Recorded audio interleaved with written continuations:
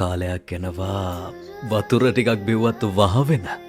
අන්නේ කාලේ අල්ලන් හිටියොත් ඊට පස්සේ කාලයක් එනවා වතුරත් පිරිත් පැන්වෙන. ඒක තමයි ඇත්ත. අල්ලන් ඉන්න ඕනේ හොඳට. මට හිට දුන්නට නලියන දෙත් කවුළු